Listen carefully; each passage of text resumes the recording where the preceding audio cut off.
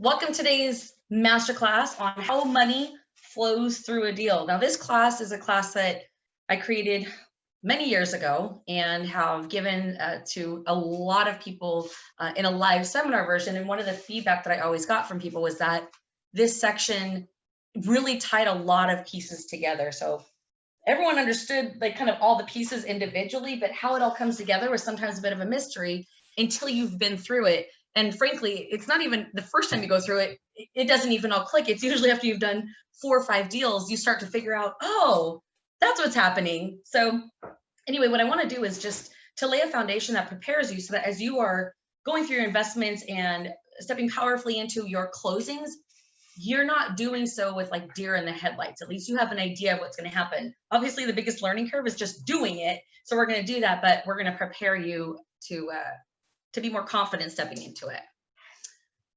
All right. So there's 2 primary deal types that we're going to be talking about. The first is the straight performing rental purchase, and the second is the BRRR strategy, which is the buy, rehab, rent, and refinance. So you always have to know going in what your strategy is. What is the purpose? If your strategy or your intent is to buy something that's producing cash flow right away, then you'd be going for the straight performing rental purchase, which is basically you buy it and it's yours, and then you have rent coming in. The BRRRR strategy is one where you're buying it at a discount, you're doing renovations on it, you're going to have it rented out with your professional property manager, and then you're going to refinance the property, right? So that's what we're going to be talking about. And I'm going to show you the flow of money on both of those. So depending on, if you know for a fact you're not doing any straight purchase rentals, then you could just wait for the BRRRR and then take notes there. If you're doing just a straight performing rental purchase and not the BRRRR, then you can just, listen to that part. But if you might end up doing both, which over the course of your career, you probably will do both, you're going to want to have all this information. So let's get into the first, which is the straight performing property. So, we tend to focus on multifamily as opposed to single family. And that's primarily because with multifamily, you have more than one rent coming in. So let's say, for example, you're buying a duplex.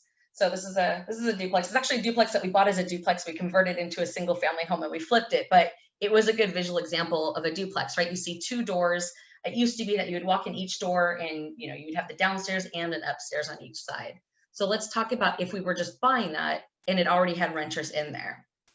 So the first thing that we need to do is we need to lay a foundation for what are the different amounts of money that you need to close the deal. Okay, so on the closing statement, you're going to have debits and credits. And debits to you, the buyer or the borrower, are the amount of money that needs to come to the table in order to close the deal. The credits are money that you are given credit for to offset the amount of money you need to bring to the table. So the funds needed for a deal, let's say you're getting an 80% loan. So you're buying a performing rental property, you're getting an 80% loan from the bank.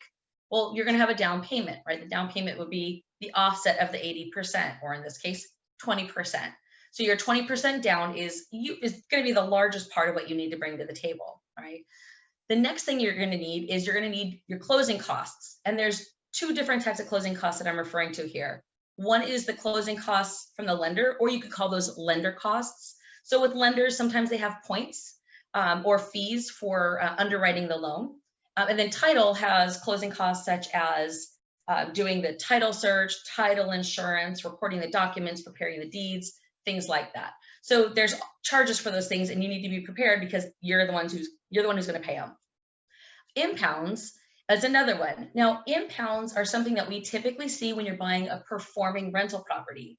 And what it means is impounds it's almost like a savings account for property taxes and insurance. So let's say, for example, the impounds of property taxes were $2,400 a year. So that means that it's $200 a month for property taxes.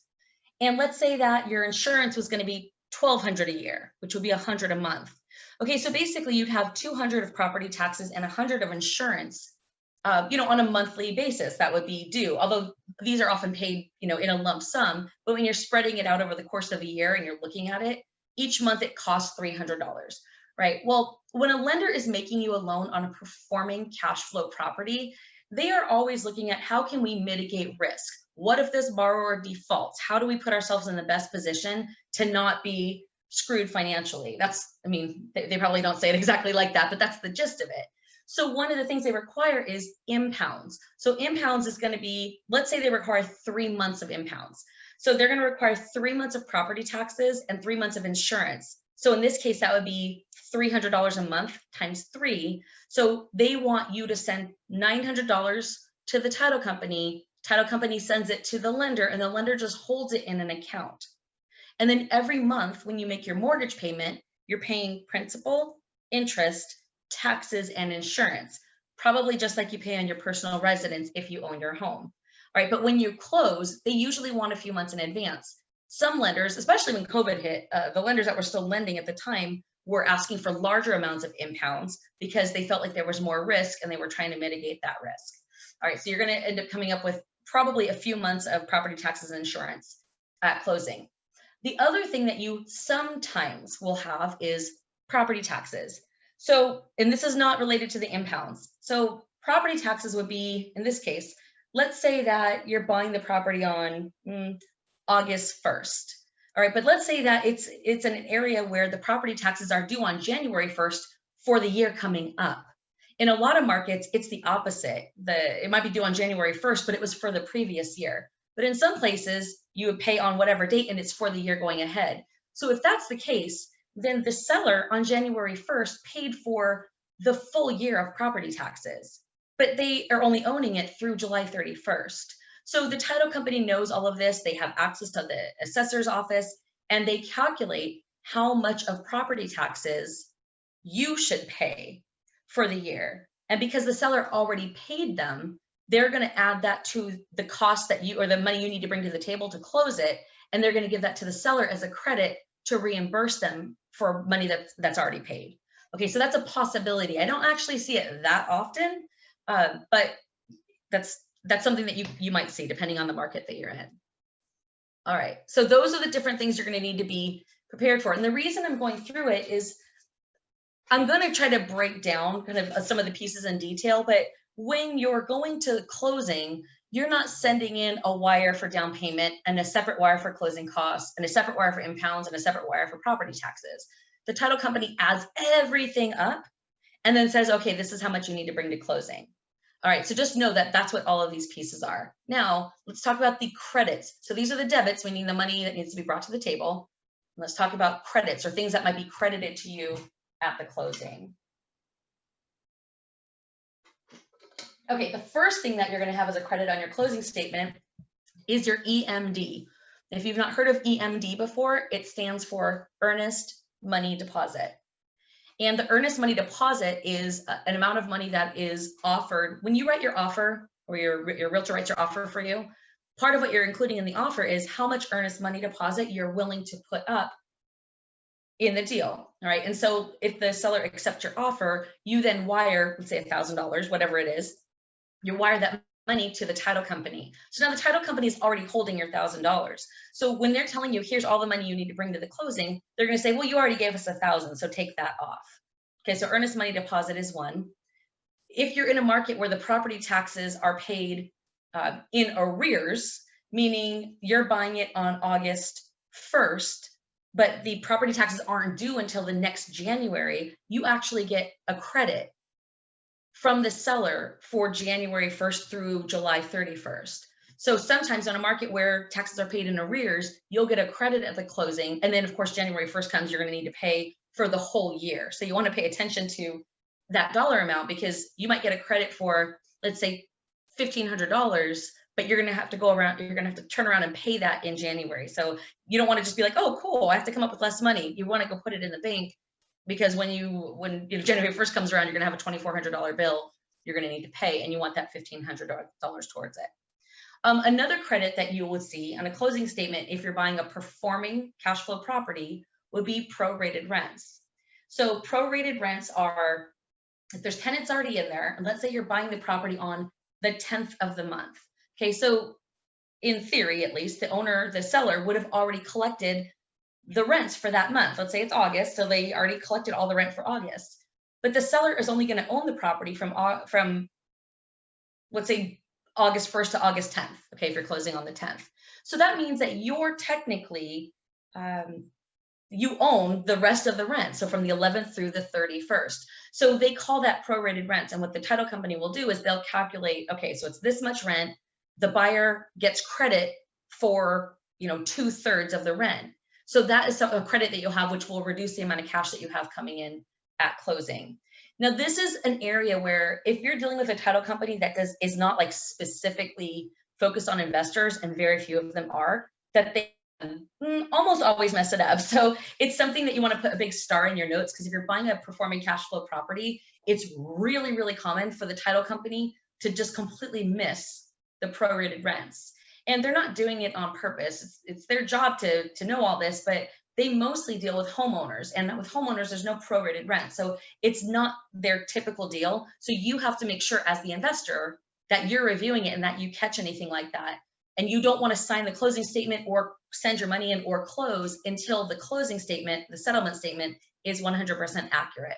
Okay, and that means you calculate it yourself. If you're calculating 31 days and you should have it for 21 of those 31, you do your own calculation and make sure that they have the amount right. And if not, you just tell them it's not a big deal. They just fix it and they send it out to everyone. And once everyone approves the closing statement and the funds are there, that's when they close. All right, another credit that you'll get at closing, if they have them, is security deposits for those tenants. So if the seller charged security deposits to the tenants, which hopefully they have, then you'll get that credit at closing as well. With security deposits are something you don't want to really count as, oh, cool, I have less money I have to bring to the table, even though that will be the case, because you're getting credit for the security deposits, and the security deposits need to be turned around and sent right to the property management company so that they're holding them on behalf of the tenants. Okay, but these are the different things that you would see on a closing statement when you are buying your property.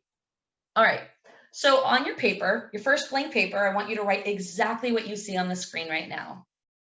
So write the purchase, hyphen performing, and write all those bubbles with the words inside. I'll give you a minute to do that.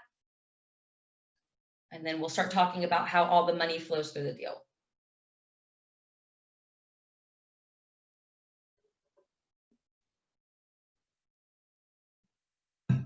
All right. So at the very center of everything, we have, I say title company.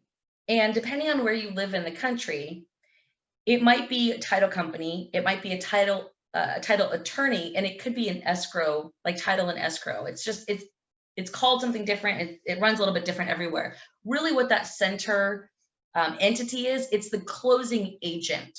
So the closing agent for whichever market you're in. So it's a lot on the East Coast, you see title attorneys. On the West Coast, you see a lot of title and escrow. And then everywhere in between, it's a little bit of a mix. I remember when I was closing my first deal in Illinois, I was really confused because they had both a title company and a title attorney. And there you were required, at least back then, to use both, and both had different roles. And they weren't the same company. They didn't have an affiliation. So it's one of the things that as you're going on in your investing career, you literally never stop learning. Every deal, there's some other random new thing that you're learning and picking up. And you just have to be flexible enough as you're going through to recognize that things are done differently in different areas a little bit, and asking a lot of questions and getting clarity. And then eventually it all comes together and you figure it out.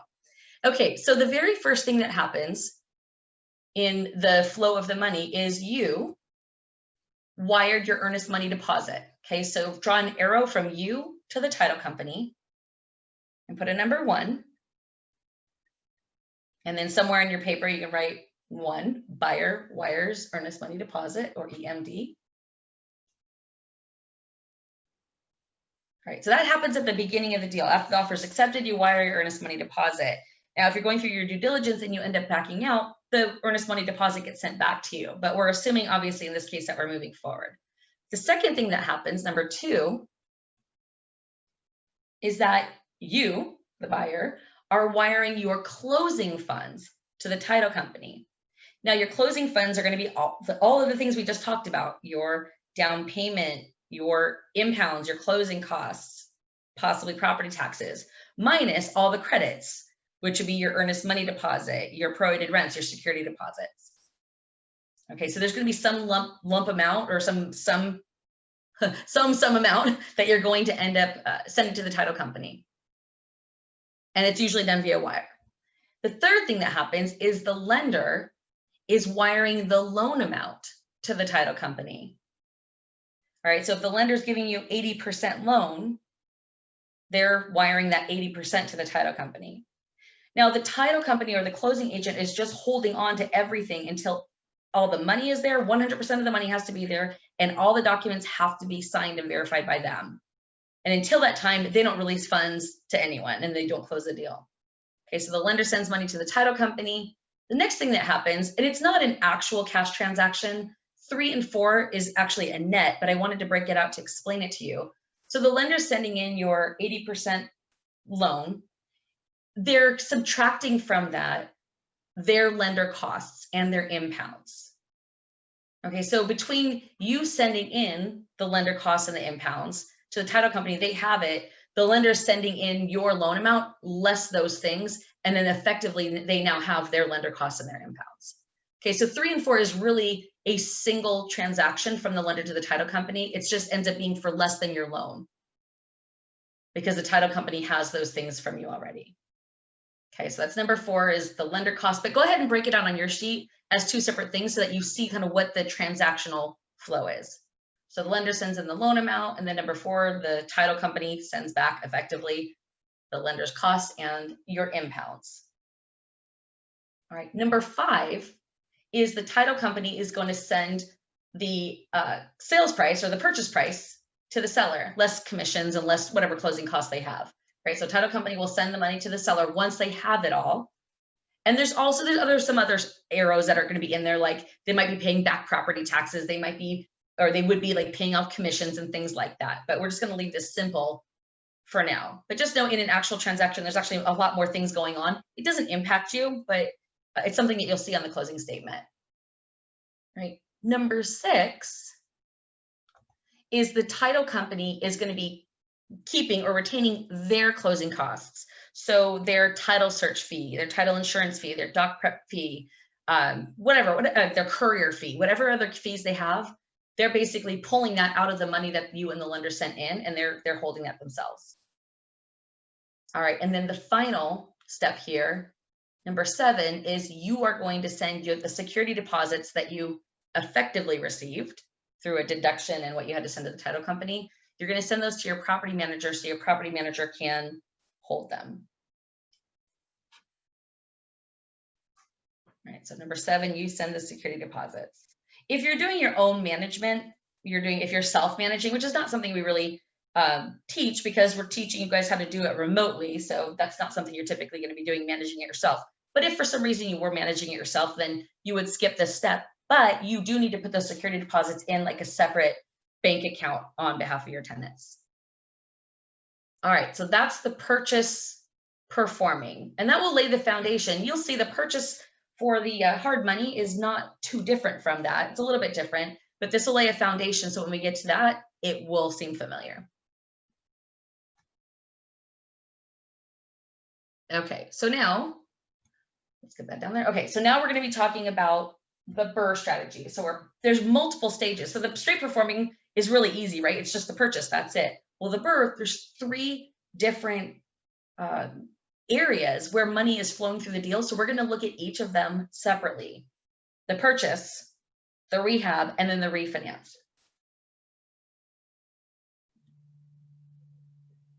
All right, so the first thing you're going to do is you're going to purchase a yucky house, right?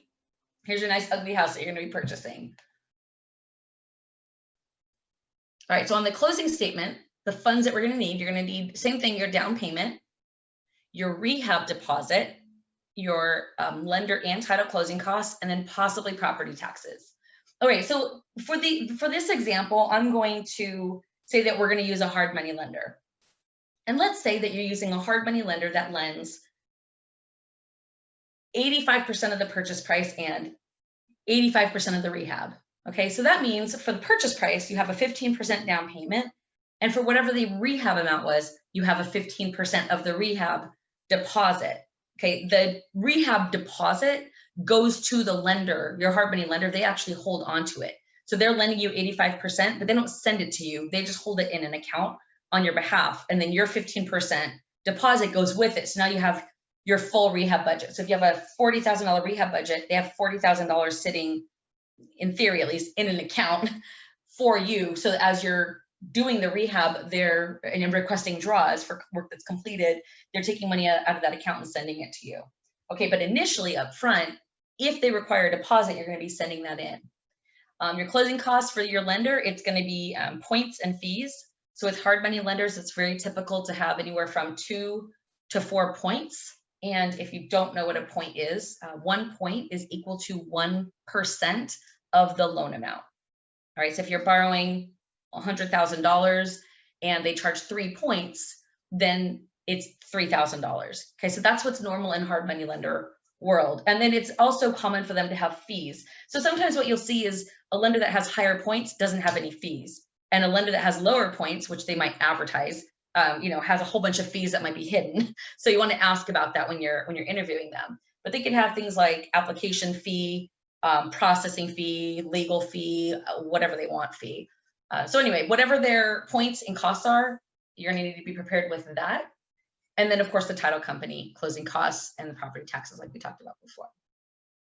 All right, and then on the credit side, not a whole lot, right? You're going to have your earnest money deposit that you sent in and possibly property taxes if they are paid in arrears. Okay, so get your blank piece of paper out and you're going to write the purchase for the BRRR. Go ahead and write your bubbles and your labels inside.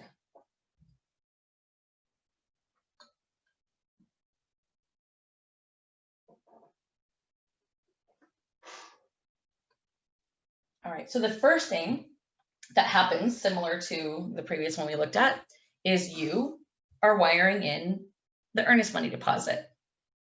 Okay, so you're wiring in the earnest money deposit to the title company. You're then wiring your closing funds, which is your down payment, your rehab deposit, your lender costs and fees, and your title company closing costs. All right, so you're wiring in your closing funds. Next thing that happens, and understand when I'm saying next, nothing goes in exact chronological order. It's kind of like a hodgepodge of a big old crazy mess. It's all happening at the same time. It's the title company's job to, pull apart all the pieces and make sure everything is right before they send out the funds. All right, so when I say next, it's more next so that you understand the flow, but all these things are kind of happening at the same time. The next thing that happens is the rehab lender is wiring the loan amount to the title company. And so the rehab lender is sending in, let's say, the 85% of the purchase price. Now remember, they're not sending in the 85% of the rehab because they're holding on to it themselves. All right, and then the title company is effectively sending the rehab lender both the lender costs, the points and the fees, and also the rehab deposit. Okay, so that 15% rehab deposit, they're sending it back to the rehab lender. Now, the reality is rehab lender is just sending a net check or wire that nets it out, but that's basically what's happening. And you'll see this when you have your first closing statement, you'll see some of these things going in and out. And what I want you to do is I want you to take your closing statement and put it next to your notes here and draw out how much is it that's going to each place so that you really start to get, okay, I see it. I know when I was new, it was multiple deals that I had to get through before I realized what exactly was happening, because there's so many pieces, and especially in the beginning, you feel a little stressed and you're scared because you're doing it on your own and it's a little scary. So if you take your closing statement and you take your notes here and draw it all out, it will help the understanding of all that to come together more quickly. All right, and then 5, title company is wiring the seller the purchase price less their commissions. All right, so seller's getting paid here.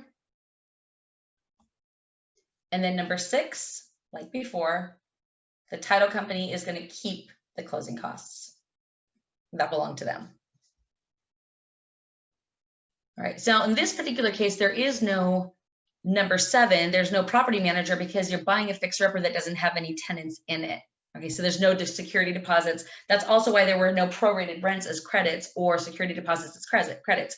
because there wasn't people in there, right? You're buying a junker, you're fixing it up in order to make it livable so that you can have tenants live there.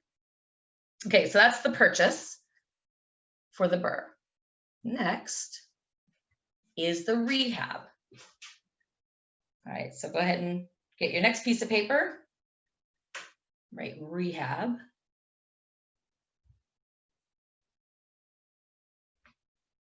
And draw out your four bubbles with their labels, and then we'll go through how that flows.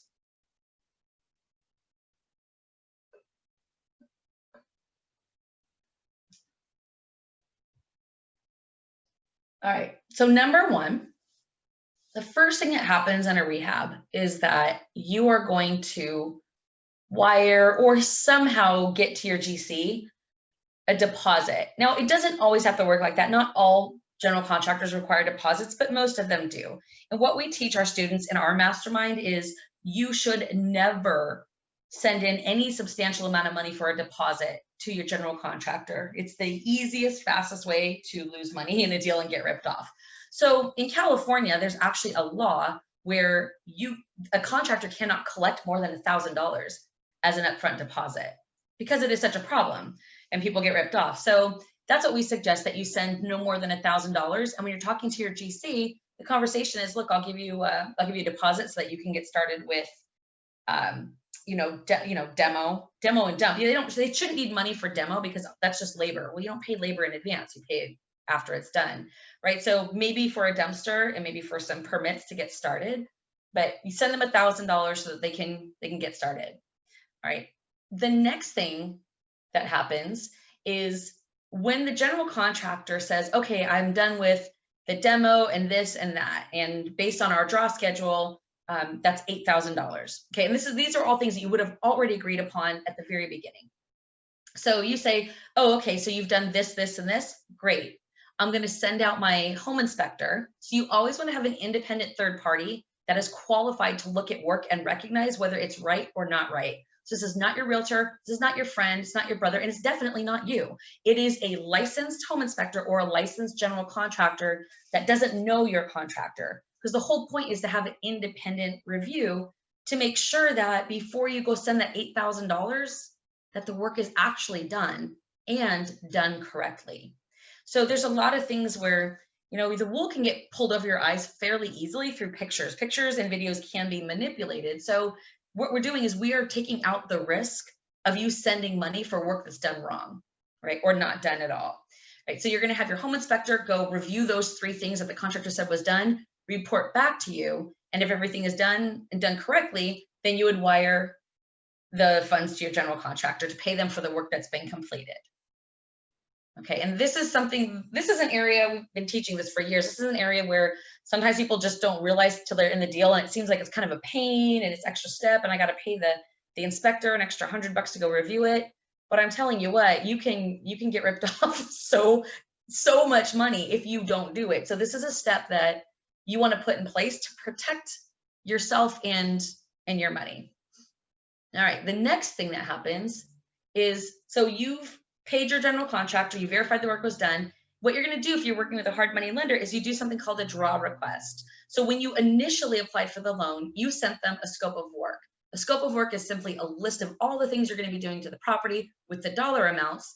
The other thing you sent to them was a draw schedule. And let's say the project was going to be 6 weeks. So what the hard money lender is looking for is your scope of work, but then broken out into what thing is going to be done in what week, right? So you have in week 1, it might be demo and like rough in plumbing, in week 2, week 3, week 4. So each part of the scope of work is done in each week. So what you do is when you verify it, and I'll tell you, it almost never goes exactly the way that you originally say.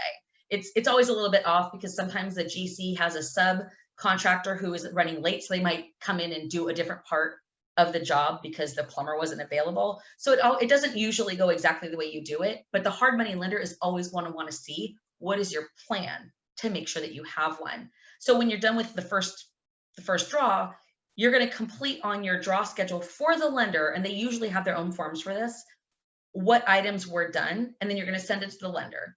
The lender is typically going to send out, I'd say an inspector, it's somebody to look at the work. You don't ever want to rely on the lender's inspector because you don't know what their qualifications are. You've not interviewed them, and frankly, they're not working for you. I had one lender who their big thing was that who they would send out to inspect the work is a realtor. And the realtor would just go in and basically take pictures of the property, and then the lender would look at the pictures and decide if it's done or not, and then release the funds. Well, if I was relying on that to protect me, I would have no protection at all. So that's why you always want to have your own inspector. But anyway, the hard money lender is going to send out somebody to go verify the work. And if they verify it and it's done, they'll wire you the funds. So in this case, $8,000, they're going to wire it to you. All right. So now you have basically you've been reimbursed for the $8,000 you sent the contractor. Actually, you might have said $1,000 to the contractor to start, and then number two might have been 7,000, right? If they earned a total of 8, but you gave them 1,000 deposit, you're sending them 7. Hard money lender is sending you 8,000 because that's how much work was done and you've paid that out. All right, so now the contractor has his money and he's working on the next group of items from the scope of work. All right, we always pay for work after it's been completed, not in advance, because you have no leverage. If you're paying for work that's done, it's not done yet, and then your contractor's not showing up or they're taking a really long time, what leverage do you really have? You already paid them. So you always want to tell them up front, like, look, I will pay you very, very quickly. I'll wire it same day. As long as I know in advance what's going to be done and when, I'll already have my home inspector scheduled to come out. They'll come out at, whatever time you guys agree to. And as long as everything's done, I'll wire it the same day. So you say, I'll pay you very timely, but I'm not paying you in advance for work that's not done yet. And that is the most ideal way to protect yourself. Okay, next is on a monthly basis, you're paying utilities, taxes, and insurance. All right, so for a moment, let's step actually into the real world. In the real world, you're really only paying utilities. Most of the time, your taxes you're paying once or twice a year. In fact, you probably already paid them on your closing statement. Okay, but so this is more in theory. Each month you're paying for your utilities, you're paying your insurance, and you're paying your taxes. But most times with insurance companies, you're paying for a whole year in advance on the premium. So you're probably not sending out a check every month. But we have a company that we've used in the past called NREIG. I think it stands for National Real Estate Insurance Group. And they actually will not require that you pay a year in advance. They'll actually let you pay monthly. So if you are, then that's part of the flow of money. You're making a payment every month. Okay. And then the fifth is every month you are making a payment to your hard money lender for interest. Okay. And with hard money lenders, you don't pay it's not like your home where you're paying an amortized payment. It's always interest only. Maybe I shouldn't say always. It's almost always interest only. I've never seen a hard money lender do anything different than that. Okay. So let's review real quick. So you're sending your deposit to the GC. When the work is done from the GC, you verify it, you send them the balance of the first draw. You tell your hard money lender, okay, draw is done, verify it, and wire me the funds back. They do. Now you have $8,000 back in your bank account to be able to pay the general contractor for the next draw. All right. And then number 4, you're paying your utilities, taxes, and insurance. And then number 5, you're making your monthly interest-only payment to the hard money lender.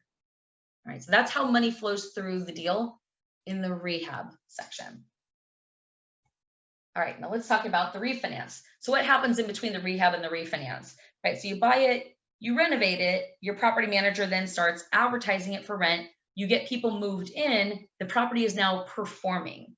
That's usually the sequence of events that need to happen before you go refinance, because most lenders are going to want to see what the actual income is of the property before they make a loan. First of all, they're going to want to see that there is income on the property. Unless you make enough from your job that you could cover it, no problem. That's not typically the way that they're looking at it. They want to see, yes, they want to see that you can afford it also, but they want to see what income's coming in. They want to see what the debt service coverage ratio is and make sure that it's that the property is producing enough income to cover the mortgage plus some. Okay, so these are the 4 parties. So go ahead and write those down. There's also something called seasoning that you will come across. Seasoning is the amount of time in between when you have purchased the property initially and you're refinancing the property. Some lenders have no seasoning. So you can buy it, renovate it, get someone in there in 2 months and then refinance it. But that's not super common. More than not, you'll see that the lenders have some amount of seasoning. So it could be, I mean, they're all different, like completely different. But let's just say you might see they have a 90-day seasoning requirement, or a 6-month seasoning requirement, or a 12-month seasoning requirement. So the reason it's important for you to think about that and to know what they're going to require is if you're using a lender to refinance that has a 12-month seasoning requirement and you're trying to refinance it after you got tenants in there, you're not going to be able to. You're going to have to wait a year, which means you're going to have that hard money loan at 12% or whatever the high interest rate is for a year. Well, that's not great for cash flow, right? So as you're shopping around for lenders, when you're doing the BRRRR strategy, that's an important question to ask is what is your seasoning requirement? And that way, you know, if it's 90 days, that's pretty much fine. It would be very unusual for you to be ready and able to refinance in much less than that anyway. So 90 days that's fine. That's great. If it's 6 months, then you just know, okay, so I'm going to get it, buy it, get it renovated, get tenants in there and have tenants in there for a few months, it operating before I can refinance. All right. So it's important for you to call around and know what you can get. All right. So the first thing that happens in the refinance as far as the flow of money is that the new lender wires funds, which would be your new loan amount, to the title company. All right. So most of the time, the lenders are basing their loan on a percentage of the after rehab value, right? So you might have bought it as a junker for whatever, some low amount, but you fixed it up and now it's worth more because it's a renovated property, renovated performing property. So they're going to look at what is the current value now that it's renovated and then give you a percentage of that. Most lenders will cap out at about 70%. I've seen a few that will go up to 75% of the after rehab value. Okay, so whatever the dollar amount is, they're going to send that to the title company. The second thing that happens is, you know, the hard money lender that lent you the money has a first lien, has a mortgage on the property. So the title company will evaluate that and find that during the title search. So they will, first thing they'll do is they'll pay off the hard money lender. Right. The third thing that will happen is the title company will keep their refinance closing costs. So it's the same things. It's going to be a title search, title insurance, recording fees, document fees, courier fees, whatever it is. You're going to have a second set of closing costs in a refinance. All right. And then the title company sends the balance to you. So if you think about it, when you were initially buying the property, and you were using the rehab lender, you put a 15% down payment, right? Plus you put up 15% for the rehab. So you have your own money in the deal. Ideally, you've increased the value of the property enough so that when you refinance it at 70 or 75%, you can hopefully recoup some of the money you put into the deal. So it all depends. You have to be able to run those numbers in advance and plan on what you're going to get out. Because otherwise, if you don't know those numbers in advance and you're thinking, oh, cool, I'll be able to cash out, but then, you know, the hard money lender is lending you off that $100,000. And let's say the new lender, when they do 70% of ARV, that was $100,000. So the only thing that's going to happen through the refinance is that the hard money lender is going to get paid off, but there's nothing left for you. Then all the money that you already put into the deal, well, basically is going to stay in the deal. You know, and there's nothing wrong with that if that's your intent and that's your plan. It's just something you don't want to get caught like, oh, shoot, I didn't even think about that. And now it's too late. Now you're stuck like Chuck and you don't want to be stuck like Chuck. Right. So, but if you plan your numbers correctly, then you should know going in how much of your capital can be pulled back out. Now, back when I was a new investor and I just didn't know any better, I didn't have a mentor to tell me what I was doing wrong. I would on the regular, I love the BRRRR strategy. That's one of my favorite strategies. We love doing it. But when I was new, back then the lending, this is 2003, 2004, 2005, lenders would refinance at 90%. So it was really easy for me not only to recoup all of the cash that I put into the deal, but also get money back at the closing. So I was doing it every time. I was always pulling, you know, $10,000 to $15,000 at every closing and then living off of it. So the problem was that I stripped out all of the equity on the properties. So when, you know, 2008, 2009 came and the economy tanked and some of the tenants couldn't pay rent, that became a very difficult situation because my loan amounts were so high compared to the value, there was no equity left. So, you know, after 2008, 2009, a lot of lenders learned some lessons and now they don't lend out as much. It would be very unusual to see a lender who will give you 90% of the ARV. because it's just risky for them. What if something happens and you don't have, have the ability to carry it? So now at 70% or 75%, you're probably hoping to recoup some of your capital. If you get the deal really, really, really good and really, really, really cheap, you might actually be able to get all of your cash and some cash out. It just depends. Like when our most recent refinance that we did was a portfolio refinance. So we had renovated all the properties and did a refinance, and the lender was willing to go up to 75% of the value of the portfolio. And we said, well, I mean, we didn't really need the cash at the time. We were more interested in having cash flow and having our numbers be like, we just wanted to have more equity, right? We don't want to be in that 90% position again. So we only refinanced at 70%, and we ended up getting $40,000 back. Now this is an over $1 million portfolio, so 40,000 isn't a large amount of that, but like we didn't need to go pull, another 50,000. We were like 40,000 is fine. We just banked it. We knew we had a couple of capital improvements we wanted to do, so we just threw it in the bank until those things came up. But we knew going in we would be able to pull that amount out, but we chose not to pull more than that. But it's not that common that your deal is so good that you can actually pull cash out above and beyond what you put in it. But in that particular case, we did. So it does happen sometimes if you get enough of a good deal. All right, well, that's pretty much, that's the flow of money. I hope that was helpful to you guys. I think for those of you who have never done a deal yet, you might be like, oh yeah, that makes a lot of sense. In theory, until you actually do a deal, it's just going to stay in theory. For those of you who've actually closed on a deal before, but you've only done like maybe 1 or 2 transactions and you were kind of in it, but you still don't exactly know what all happened, this is probably really enlightening to you, because it starts to show you how all the pieces that you were engaged in are coming together. And I know we have a lot of people in our mastermind that have joined us for this call. So guys, I'm glad that you're here, because this is going to help you as you go through. So anyway, I'm sure that there's probably some people on the class too that are not in our mastermind.